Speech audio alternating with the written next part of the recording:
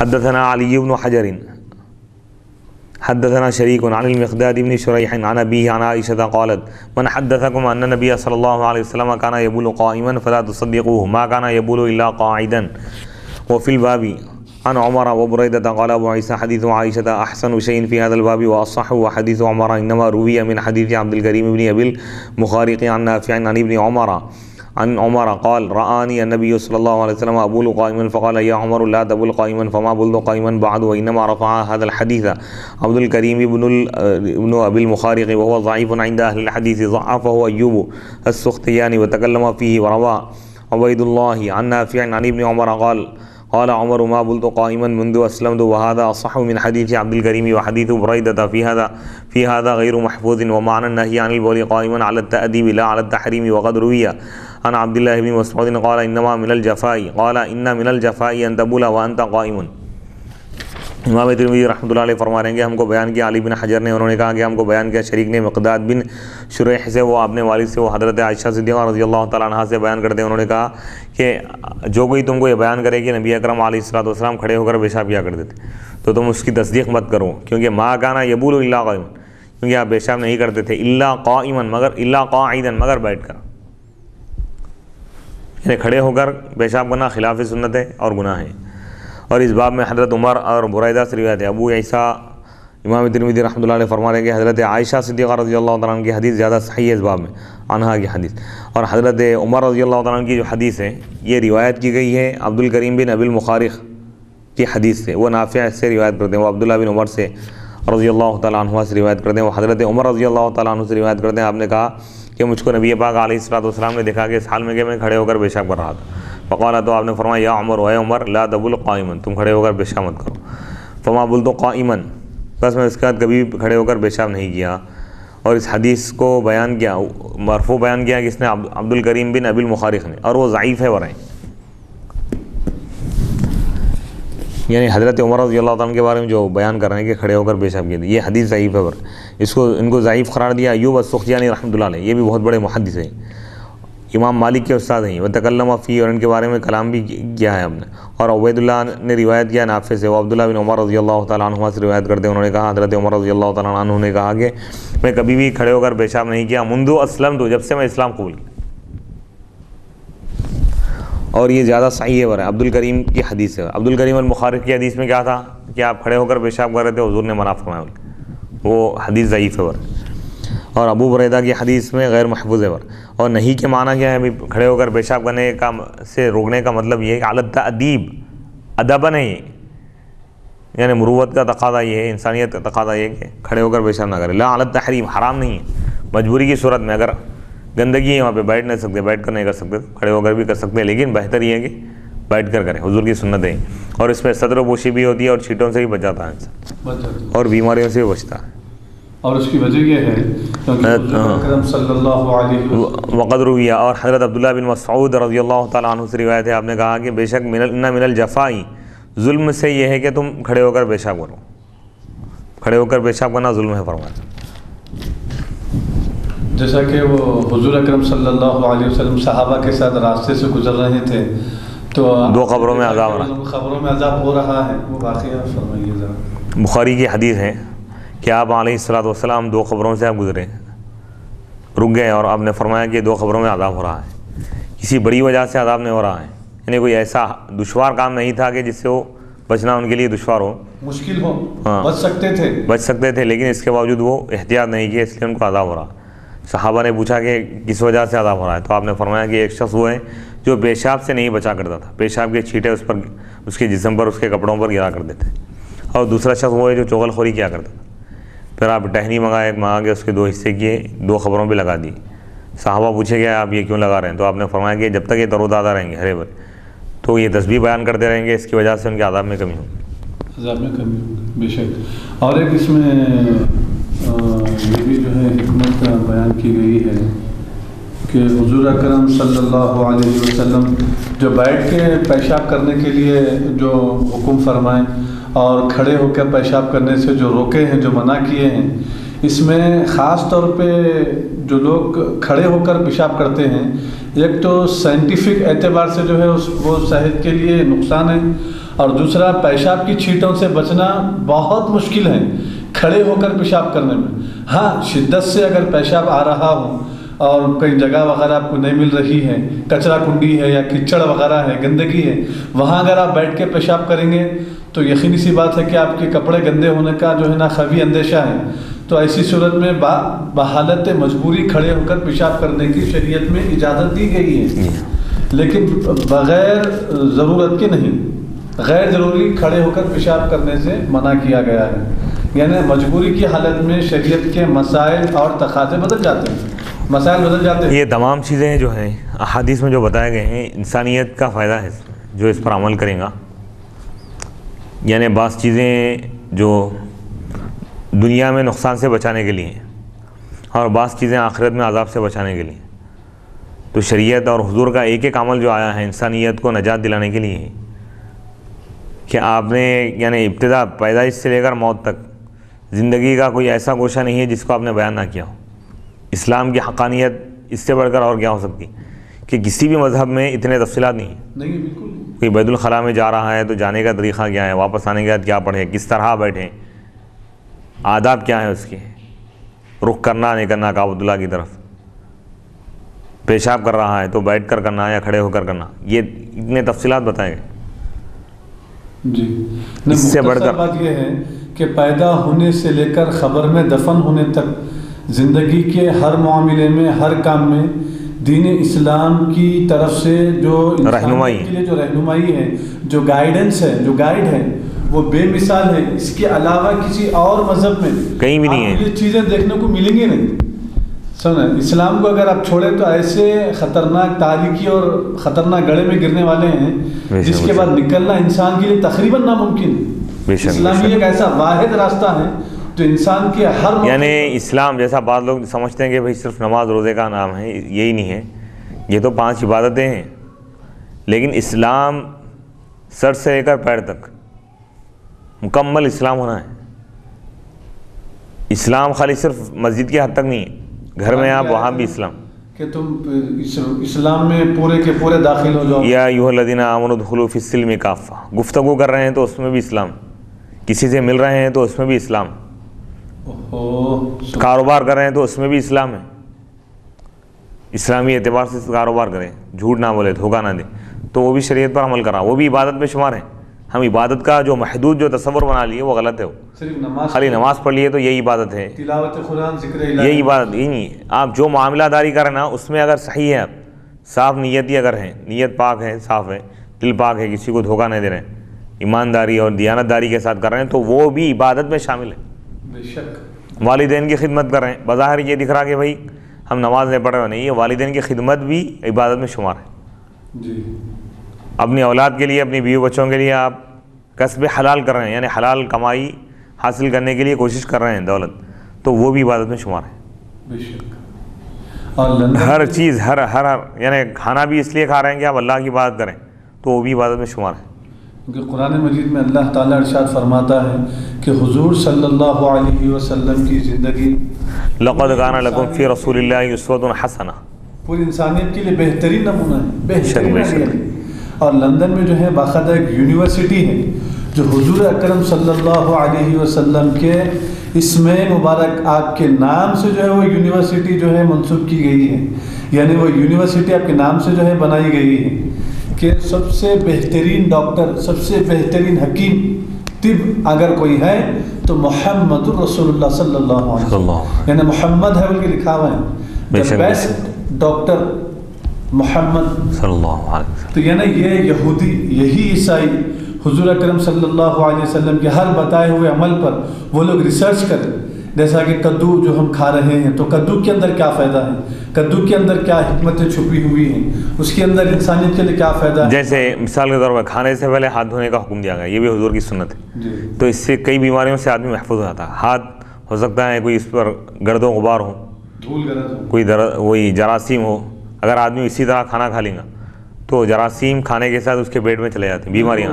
یاد نہیں آ رہا نام اس کا، اس کے اوپر ایک امریکہ کا جو ہے ایک سائنٹسٹ ہے جو ڈاکٹر ہیں سائنٹسٹ ہیں وہ، تو اس کے اوپر انہوں جو ہے جراثیم جو اسلام میں ہاتھ دھونے کا حکم دیا گیا ہے کھانے سے پہلے، تو اس کے اوپر انہوں ریسرچ کرے، ریسرچ کرنے کے بعد وہ داخل اسلام ہو، سبحان اللہ، ریسرچ کرنے کے بعد وہ داخل اسلام ہو کہ بھائی اسلام کی اس ایک عمل میں، ایک طریقے میں یہ فائدہ ہے، تو پورے چیزوں میں عمل کرنے میں انسانیت کے لیے کیا نہیں فائدہ ہوگا؟ یقیناً دنیا اور آخرت میں کامیاب ہو۔ بے شک، بے شک۔ تو ہمارا ایمان یہ ہے کہ یہ تمام چیزیں تو اپنی جگہ ہیں کہ اس میں کیا کیا فائدہ ہے، لیکن ہم ایمان لائے۔ ایمان کا مطلب یہ ہے کہ بغیر دیکھے گی ہم کو تحقیق کرنا نہیں ہے کہ اس میں کیا فائدہ ہے۔ اللہ اس کے رسول فرما دیے، ان سے بڑھ کر کسی اور پر ہم کو یقین نہیں۔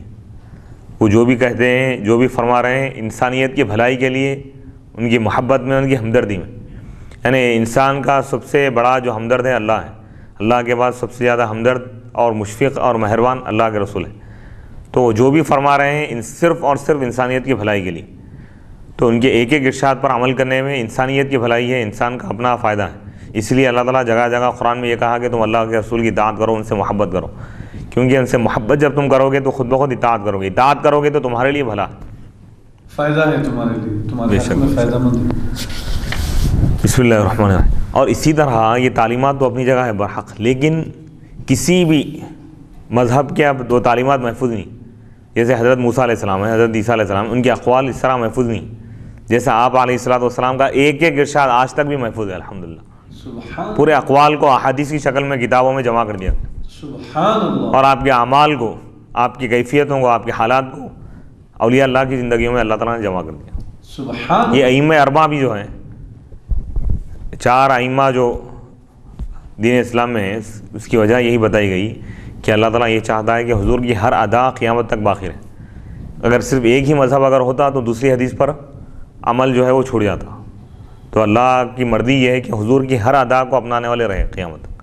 سبحان اللہ، سبحان اللہ، بے شک۔ باب بسم اللہ الرحمن الرحیم، باب ما جاء فی الرخصۃ فی ذلک۔ یہ 9واں باب ہے، یہ بیان ہے اس میں اجازت کا، یعنی کھڑے ہو کر پیشاب کرنے کی اجازت کے بارے میں۔ حدیث نمبر 11۔ حدثنا حناد حدثنا وکیع عن الاعمش عن ابی وائل عن حذیفہ ان رسول اللہ صلی اللہ علیہ وسلم اتى سباطۃ قوم فبال علیها قائما فأتيته بوضوء فذهبت لأتأخر عنه فدعاني حتى كنت عند عقبيه فتوضأ ومسح على خفيه قال ابو عيسى وهكذا روى منصور وعبيدة الزبي عن ابی وائل عن حذیفہ مثل روایت الاعمش وروى حماد بن ابی سلیمان وعاصم بن بہدلۃ عن ابی وائل عن المغیرۃ بن شعبۃ عن النبی صلی اللہ علیہ وسلم وحدیث ابی وائل عن حذیفہ اصح قد رخص قوم من اہل العلم فی البول قائما۔ امام ترمذی رحمۃ اللہ علیہ فرما رہے ہیں کہ ہم کو بیان کیا حناد نے، انہوں نے کہا کہ ہم کو بیان کیا وکیع نے، اعمش سے، وہ ابو وائل سے، وہ حذیفہ رضی اللہ تعالیٰ عنہ، یہ صحابی ہے۔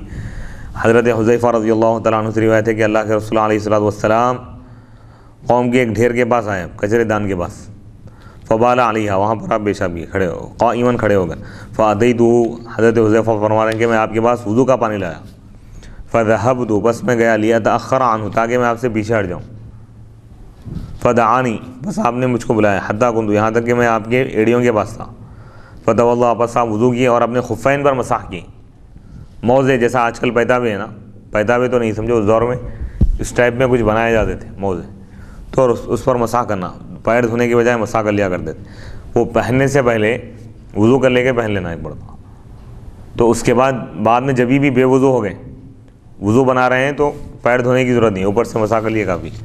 مقیم کے لیے، مقام پہ رہنے والا جو شخص ہے اپنے، اس کے لیے 1 دن 1 رات مدت ہے، اور مسافر کے لیے 3 دن اور 3 رات۔ ابو عیسیٰ امام ترمذی رحمۃ اللہ علیہ فرما رہے ہیں کہ وہاں کا، اسی طرح منصور نے روایت کیا اور عبیدہ الزبی نے روایت کیا ابو وائل سے، وہ حذیفہ سے، اعمش کی روایت کی طرح ہے، اور حماد بن ابی سلیمان نے اور عاصم بن بہدلہ نے ابو وائل سے روایت کیا ہے، وہ مغیرہ بن شعبہ سے، وہ نبی اکرم علیہ السلام سے روایت کی، اور ابو وائل کی حدیث حذیفہ سے یہ زیادہ صحیح، اور ایک قوم نے اجازت دیا ہے، من اہل العلم، اہل علم کی، علماء کی ایک جماعت نے اجازت دی ہے کہ فی البول قائما، کھڑے ہو کر پیشاب کرنے کی۔ اس حدیث سے وہی بتا رہے ہیں کہ بھئی وہ کچرے دان، وہاں پر گندگی تھی، بیٹھنے کے لیے کوئی مناسب مقام ہے تھا، تو مجبوری کی صورت میں کھڑے ہو کر پیشاب کر سکتے، یہ بتا رہے ہیں۔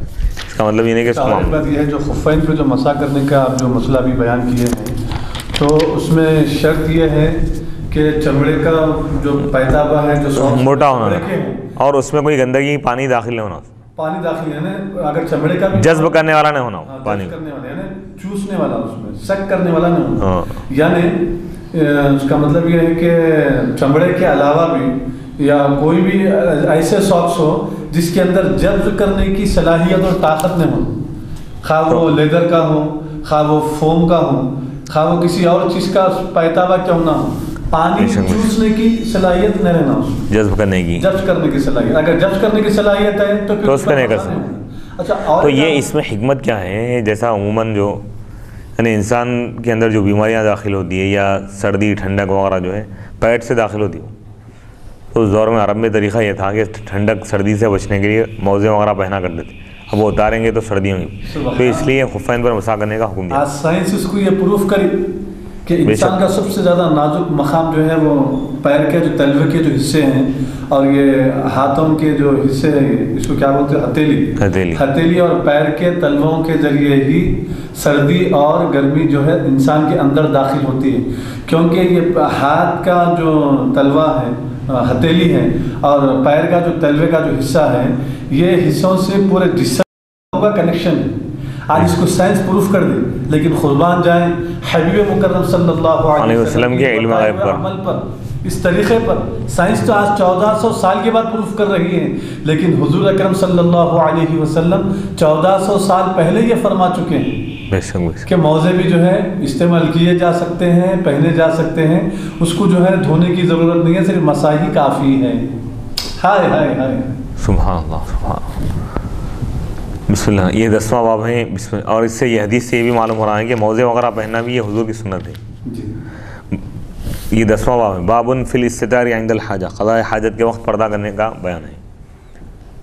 یعنی صدر پوشی کا لحاظ رکھے. حتیٰ کہ علماء نے کہا ہے کہ اگر کوئی مقام ایسا ہے کہ جہاں لوگ ہیں, ہجوم ہیں, اور کوئی اس کو ایسا مقام نہیں مل رہا تنہائی کا کہ جہاں صدر میں رہ کر وہ قضاء حاجت کر سکے, تو ایسے وقت میں وہ صدر نہیں کھول سکتا.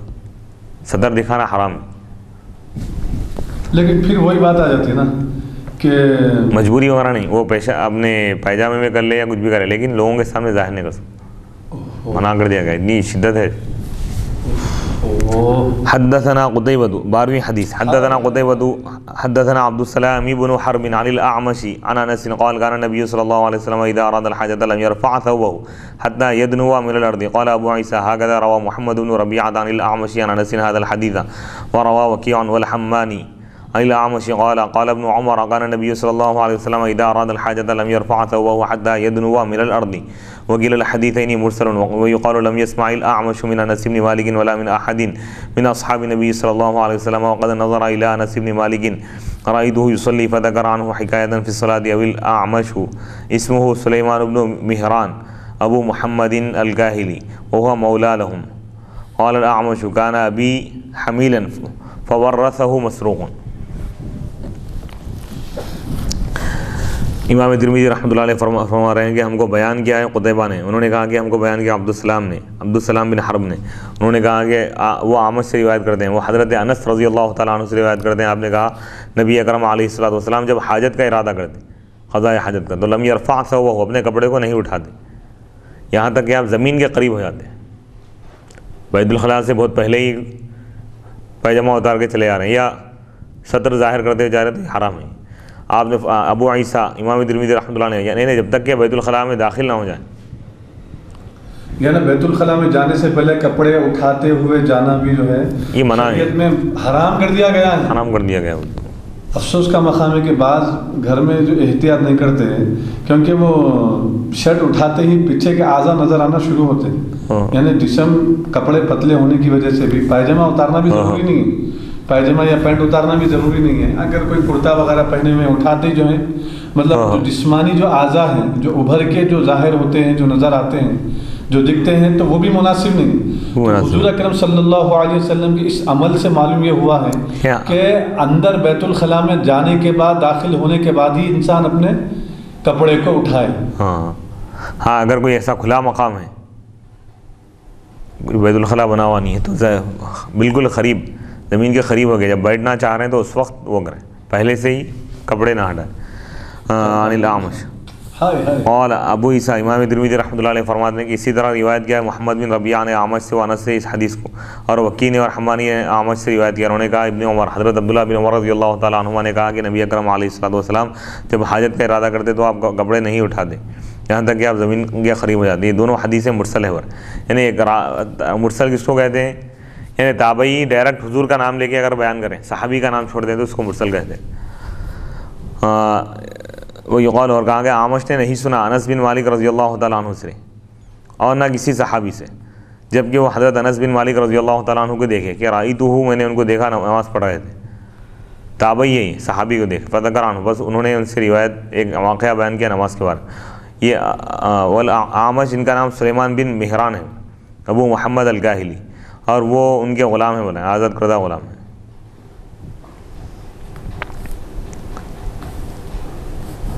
وہ مولانا لہم. قال الاعمش، اعمش نے کہا کہ کان ابی حمیلا، میرے والد حمیل یعنی ان کو اٹھا کر لا لیا گیا تھا ان کے شہر سے. اعمش کے والد کون ہیں؟ فورثہ مسروق، مسروق نے ان کو وارث بنا لیا.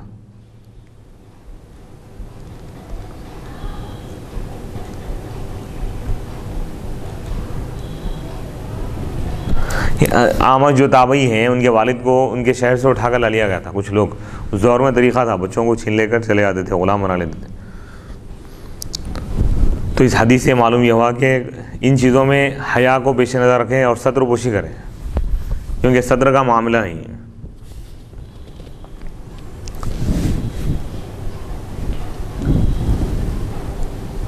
بابو 11واں باب، بابو کراہیت الاستنجاء بالیمین، سیدھے ہاتھ سے، اچھا رائٹ ہینڈ سے. اس میں جو حکمت جو بیان کی گئی ہے کہ اسلام کی آپ تعلیم اور رہنمائی دیکھیے کہ انسان کو بیت الخلاء میں یعنی واش روم میں جانے سے پہلے کپڑے اٹھانے کی بھی اس کو اجازت نہیں دی گئی. تو اس بات سے اندازہ لگایا جا سکتا ہے کہ اسلام کے اندر انسانیت کے لیے جو تعلیم دی گئی ہے در حقیقت وہ انسان کے لیے فائدہ مند ہے، فائدہ پہنچانے والا ہے، اس کے لیے اس میں سلامتی ہے. لیکن آج جو یورپ جو کلچر ہے اور یہودیوں کا عیسائیوں کا جو بنایا ہوا جو نظام ہے، سوشلزم ہے، تو یہ لوگ جو مطلب عورتوں کو جو ہے نا برسر عام جو ایسے بیہودہ کپڑے پہنا کے جو ننگا جو سڑکوں پہ جو لا دیے ہیں، اس کی وجہ سے دن بدن زنا میں اضافہ ہو رہا ہے، ریپ کیسز زیادہ ہو رہے ہیں. حال ہی جو ہے واقعہ ہے دہلی میں جو ریپ ہوا، کیا ضرورت تھی عورت کو رات میں 1 بجے نکلنے کے لیے؟ ضرورت ہی نہیں تھی کہ عورتیں اتنے زیادہ بے خوف ہو چکی ہیں اور کپڑے اس میں حیائی والے جو ہے کپڑے پہن کر نہیں. اس میں سب سے بڑے 2 خرابیاں ہیں. اس کی جو بنیادی جو وجہ ہے، آزادی کے نام پر اتنا عورتوں کو آزادی دے دی گئی ہے کہ جس کی وجہ سے یہ واقعات پیش آ رہے ہیں. اور دوسری وجہ یہ ہے کہ شریعت میں عورت کو تنہا نہیں چھوڑا گیا. کہیں بھی آپ دیکھیے پوری شریعت میں کہیں بھی کسی بھی عورت کو تنہا نہیں چھوڑا گیا. تنہا کا مطلب یہ ہے کہ کسی نہ کسی کی وہ سرپرستی اس کو ضروری ہے. شادی سے پہلے والدین کی سرپرستی، نگرانی، یا بھائیوں کی سرپرستی. شادی کے بعد شوہر کی ذمہ داری. حتیٰ کہ اگر کوئی عورت مالدار ہو، کروڑ پتی ہے، لیکن اس کے ساتھ سفر حج کے لیے کوئی محرم نہ ہو، شوہر اس کا نہیں ہے، والد بھی نہیں ہے، دادا بھی نہیں ہے، چاچا بھی نہیں ہے، کوئی ایسا شخص جو اس کا رہنما بن سکے، جو اس کے ساتھ محرم بن سکے نہیں ہے، تو شریعت یہ کہتی ہے کہ اس پر حج بھی فرض نہیں. سبحان اللہ.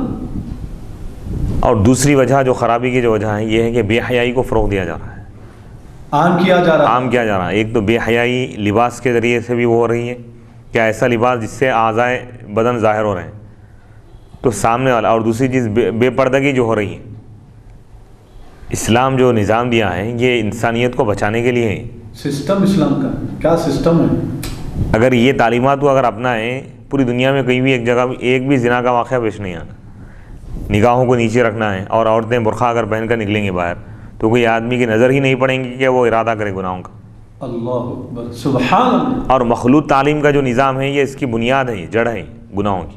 یعنی لڑکی اور لڑکا دونوں مل کے پڑھنا ہے. شریعت یہ کہتی ہے کہ دیکھنا ہی جب حرام ہے تو بات کرنا تو بہت دور کی بات ہے، آواز سننا تو بہت. جب یہ تمام چیزوں کی جب آزادی دے دی جائیں گی، یہ واقعہ نہیں تو اور کیا پیش آئیں گا واقعہ. بے شک.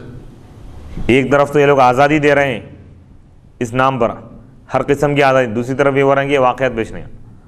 اور اللہ کا نظام ہے کہ اللہ تعالیٰ ہر چیز کو اللہ نے ایک محفوظ ایک چیز میں رکھا ہے. جیسا کہ اب کوئی شخص کوئی فروٹ خریدنا چاہ رہا ہے، موز کھانا چاہ رہا ہے، اگر موز والا اگر اس کا چھلکا نکال کر خالی اگر موز رکھے تو کوئی نہیں خریدے گا. اگر وہ کہے کہ بھائی اس کو کچھ نہیں ہوا، اس کو کوئی گرد و غبار نہیں ہے، تبھی بھی کوئی نہیں خریدے گا. ایک معمولی سا موز جس کو انسان اپنے ہاتھ سے بنا رہا ہے، پیداوار کر رہا ہے، تو وہ انسان اگر بغیر چھلکے کے اگر ہو تو نہیں کھا سکتا، اس کھانا گوارا نہیں کرتا، کھانا پسند نہیں کریں گا. تو اسی طرح اللہ کا نظام یہ ہے کہ ہر چیز کو اللہ تعالیٰ ایک کور میں ایک محفوظ کر دیا. اسی طرح خاتون کو اللہ تعالیٰ عورت کو پردے میں محفوظ کر دیا. سبحان اللہ. قرآن کو اس کے غلاف میں اللہ محفوظ کر دیا. پھل پھول وغیرہ ہر چیز میں دیکھیے آپ، اس کے اوپر جو کور ہوتا ہے، بادام اخروٹ بھی کھا رہے ہیں تو اس کے اوپر ایک چھلکا ہے دبیز. سبحان اللہ. ہائے ہائے ہائے ہائے. سیب بھی کھا رہے ہیں تو سیب کے اوپر بھی چھلکا ہے. اس کی تحفظ. موسمبی ہے، سیب ہے، سپوٹا ہے، سندرا ہے، خربوزہ ہے، انناس ہے. کیا بات، کیا مثال دی اللہ. تو اس کے تحفظ کے لیے ہے یہ. انسان اگر کوئی شخص یہ کر رہا ہے نہیں ہے، آپ میوے کو آپ قید کر دیے، اس کو غلام بنا لی، تو اس کی کم عقلی اور جاہلیت ہے، جہالت ہے اس کی. وہ سمجھا نہیں مقام کو عورت کی. اور جو عورتیں اس نعرے کے پیچھے جا رہی ہیں وہ بھی ان کی بیوقوفی ہے. شریعت آپ کو بلند مقام عطا کر رہی ہے آپ کے تحفظ اور تقدس کے لیے ہیں. اور اسلام میں آپ دیکھیے خوبی مسلمانوں میں جو ہے کہ مرد حضرات ہمارے پاس نوکری کرتے ہیں، کماتے ہیں، خواتین گھر کا انتظام کرتی ہیں. تو یہ بہت بڑی حکمت ہے اسلام میں. جب عورت گھر کے باہر ہی قدم نہیں رکھیں گے تو کون سا ایسا واقعہ پیش آئے گا؟ جب گھر کے اس میں محفوظ رہیں گی چار دیواری میں، تو کوئی انسان اس کی طرف نہ غلط نگاہ سے دیکھ سکتا ہے، نہ غلط ارادہ کر سکتا. جو منظر عام پر آئے گی، اسٹیج پر آئیں گی، جو بے پردہ ہوں گی اور مرد حضرات سے اختلاط ہوگا، تو ظاہری بات ہے کہ ایک اختلاط کا مطلب ملنا ہے. میل جول جب بڑھ جائیں گا تو اب گناہوں کے دروازے کھل جاتے. ہائی ٹیک سٹی میں جا رہے ہیں، رات میں 2 بجے آ رہے ہیں، تنہا کال سینٹرز میں کام کر رہے ہیں، تو یہ اس کی وجہ سے برائیاں عام ہوں گی. تو دین اسلام جو ذمہ داری دیا مرد آدمی کو دیا، اس کی ذمہ داری کمانے کی.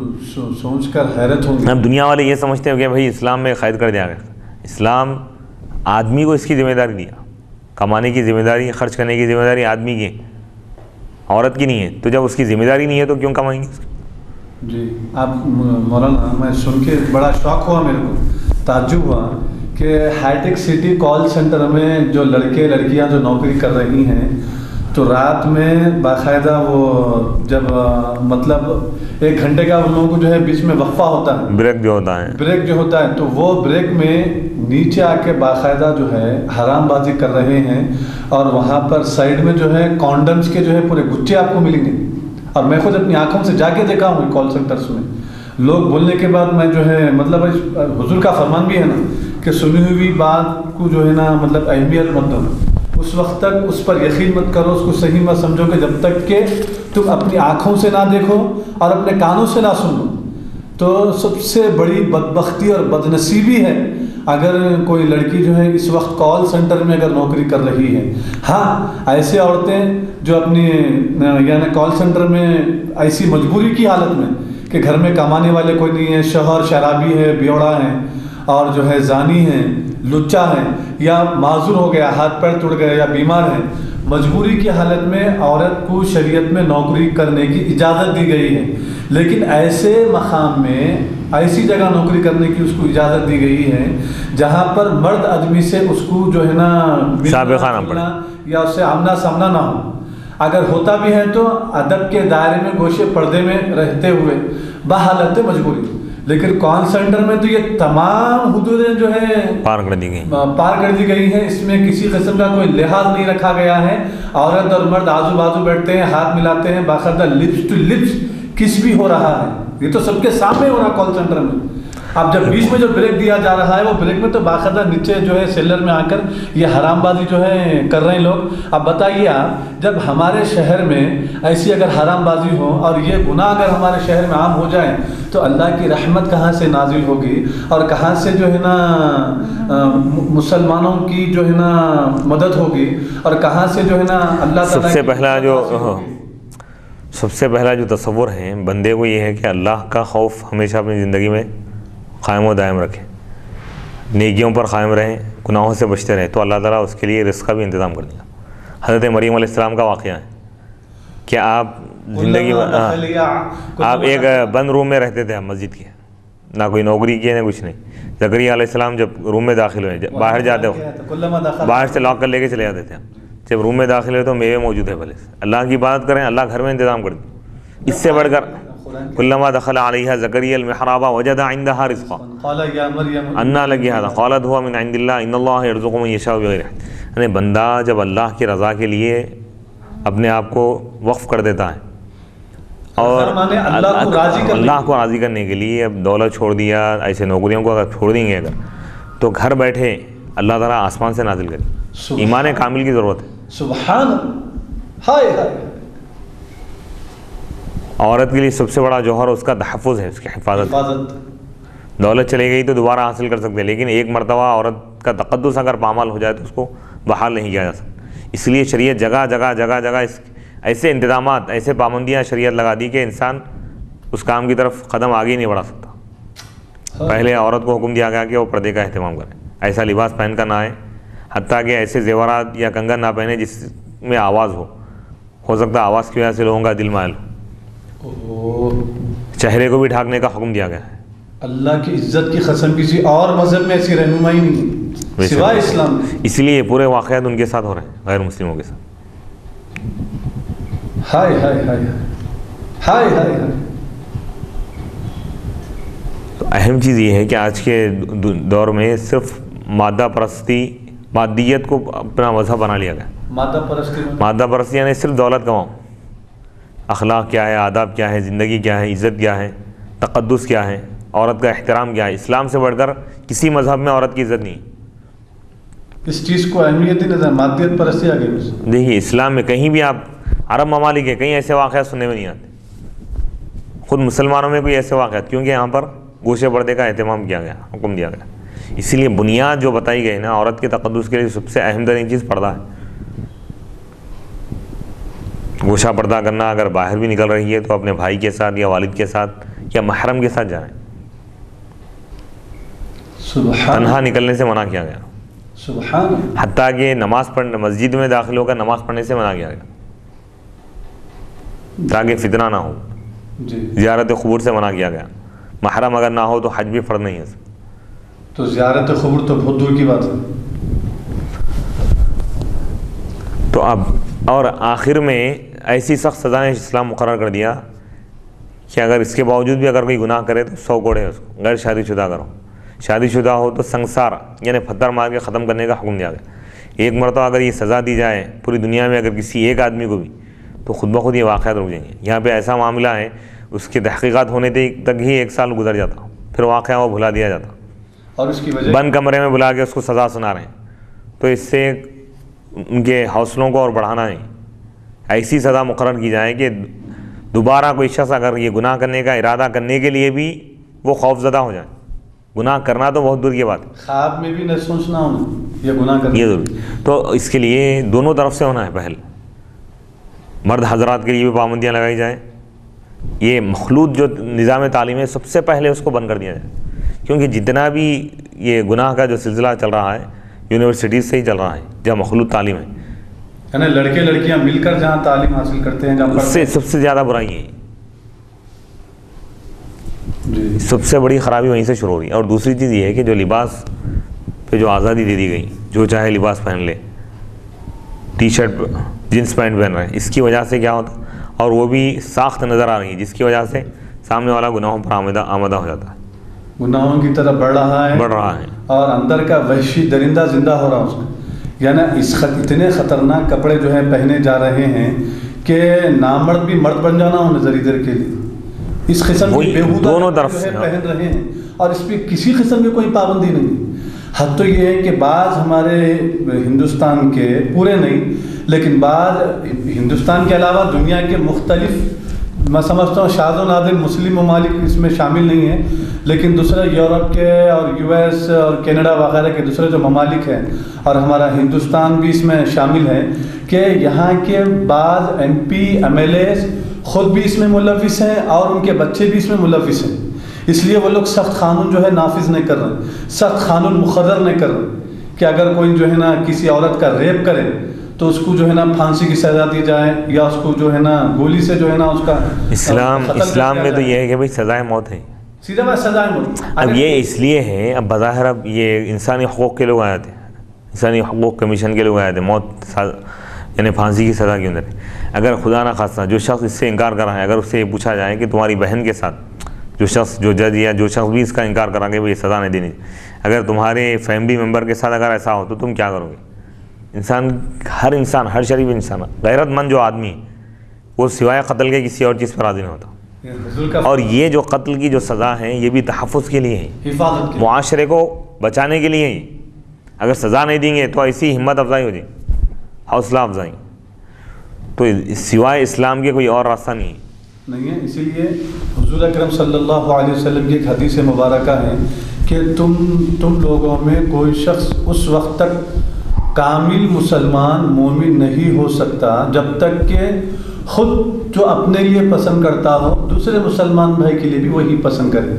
تو آپ دیکھیے حضور کے اس ارشاد مبارک میں کیا پیاری بات جو ہے فرمائی گئی ہے کہ تم جس کو چھیڑ رہے ہو وہ بھی تو کسی کی بہن ہوگی، کسی کی ماں ہوگی۔ ایک شخص آگے حضور کی بارگاہ میں عرض کیا کہ میں زنا کرنا چاہتا ہوں، یعنی میرے دل میں ایسے جذبات ہیں، خواہشات، اچھاوت، تو آپ نے فرمایا حکیمانہ جو انداز تھا، آپ نے یہ نہیں فرمایا برہم نہیں ہوئے، آپ اس کو یہ سمجھایا کہ تم جس کے ساتھ زنا کرنا نہیں، حکیمانہ انداز میں تم جس کے ساتھ زنا کرنا چاہتے ہو وہ کون ہے؟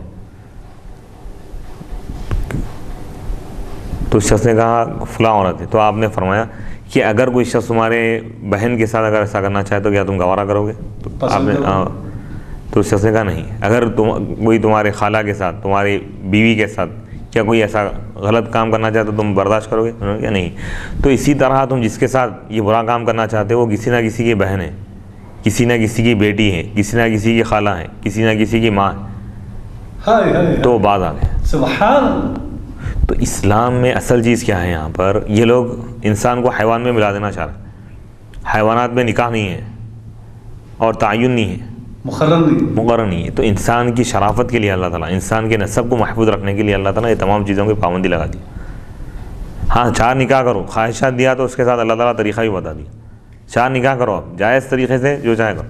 اب آج کا دور یہ ہو گیا کہ بھئی گناہ کے نام پر جو چاہے کرو، آزادی ہے اس کے لیے، اور نکاح کو مشکل بنا دیا گیا۔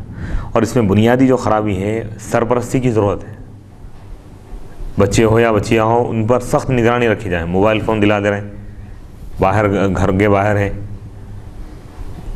کالج کی ٹائمنگ کیا ہے، والدین لے جائیں چھوڑ دیں۔ اس کے بعد بھی کیا ہو رہا ہے ماحول، خاص طور پر جو مسلم جو لوگ ہیں، مسلم جو خاندان ہیں، وہ لوگوں کو چاہیے کہ ایسے جگہ اپنے بچوں کو پڑھائے جہاں صرف لڑکیوں کی تعلیم الگ ہو، لڑکوں کی تعلیم الگ ہو، ورنہ ماحول خراب ہو جائے گا۔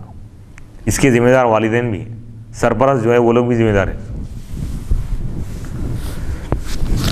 اور سخت سے سخت سزا نافذ ہونا ہے۔ سزا نافذ جب تک نہیں ہوں گی یہ معاشرے میں تباہیاں ہوتے رہیں، ایک نے ہزاروں واقعات پیش آتے۔ جس طرح سعودی عرب میں رجم کر کے پوروں کے سامنے اس کا رجم کر کے سر قلم کر دی، دوبارہ کوئی انسان ارادہ ہی نہیں کرتا ایسا گناہ۔ اور پوری دنیا میں سب سے زیادہ جرائم کم اگر ہوتے ہیں تو سعودی عرب میں ہوتے ہیں۔ یہ امریکہ اور لنڈن کے جو ہے نا سیمینارز جو ہے مقرر ہوئے اور وہ پوری تحقیق کی گئی، باقاعدہ اس پہ ریسرچ ہوا، پوری دنیا کے مختلف جو کنٹریز ہے، ممالک ہیں، ہندوستان کے کتنے سٹیز ہیں، کتنے گاؤں ہیں، پوری ڈیٹیل تفصیلات، یہ پولیس اسٹیشن جو ہوتے ہیں نا، لوکل پولیس اسٹیشن کے ذریعے وہ تمام تفصیلات کو جو ہے وہ لوگ حاصل کرے لیے، صرف ہندوستان نہیں بلکہ پوری دنیا سے لیے، تو سب سے زیادہ کم جرائم سعودی عرب میں ہوئے ہیں، سب سے زیادہ کم جرائم، اور اس میں سعودی عرب کو ایوارڈ بھی دیا گیا ہے۔ اس کی وجہ یہ ہے کہ وہاں پر قانون سخت ہے۔ تو اگر ایسا سخت قانون بھی ہونا اور اس کو نافذ بھی کرنا، قوانین تو بنے ہوئے لیکن نافذ کرنے والے کم ہیں، نافذ کرنے والے کم ہیں۔ اگر اس طرح کے قانون اگر پوری دنیا میں جو ہے نا بلا کسی رعایت کے، بغیر کسی جانبداری کے قانون کو اگر نافذ کیا جائے تو پوری دنیا میں کوئی بھی واقعہ پیش نہیں آتا۔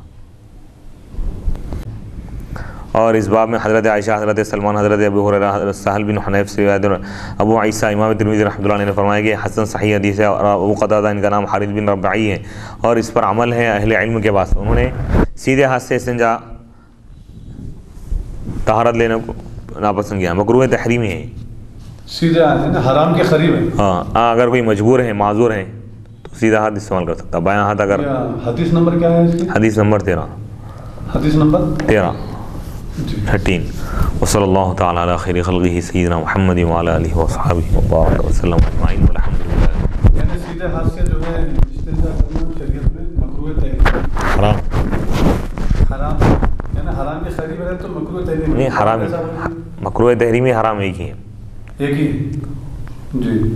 یعنی سیدھے ہاتھ سے انسان جو ہے آبدس نہیں کرنا چاہیے، افضلیت یعنی سیدھا ہاتھ جو ہے اللہ تعالیٰ اس کو تقدس فضیلت عطا کیا بائیں ہاتھ پر، جتنے بھی اچھے کام ہیں سیدھے ہاتھ سے کرنا، کھانا کھا رہے ہیں سیدھے ہاتھ سے، پانی پی رہے ہیں سیدھے ہاتھ سے، بایاں ہاتھ اس کے لیے۔ اب غور کیجئے، دو چیزیں ہیں، حالانکہ دونوں ہاتھ اللہ کے بنائے ہوئے ہیں، ایک ہی انسان کے دو ہاتھ ہیں، لیکن ایک ہاتھ کو دوسرے ہاتھ پر فضیلت ہے، دونوں برابر نہیں ہو سکتے، حالانکہ جنس ایک ہے دونوں کی، یہ بھی ہاتھ ہے وہ بھی ہاتھ ہے، اس میں بھی 5 انگلیاں ہیں، اس میں بھی 5 انگلیاں ہیں، اس میں بھی وہی رگیں ہیں، اس میں بھی وہی رگیں ہیں، دونوں لیکن اسلامی اعتبار سے سیدھے ہاتھ کو فضیلت۔ اب جیسا بعض لوگ بولتے ہیں بھائی نبی بشر ہم بھی بشر، ارے جب دونوں ہاتھ ایک انسان کے برابر نہیں ہو سکتے تو نبی اور امتی کیسے برابر ہو سکتے؟ بشر میں افضل البشر ہے، خیر البشر ہے، بشر میں بھی ایسے بشر ہیں کہ دوسرے بشر اس کی مثال پیش نہیں کر سکتے، بے شک بے شک، ایسے بشر ہیں۔ وصلی اللہ تعالی علی خیر خلقہ سیدنا محمد وعلی آلہ وصحبہ اجمعین والحمد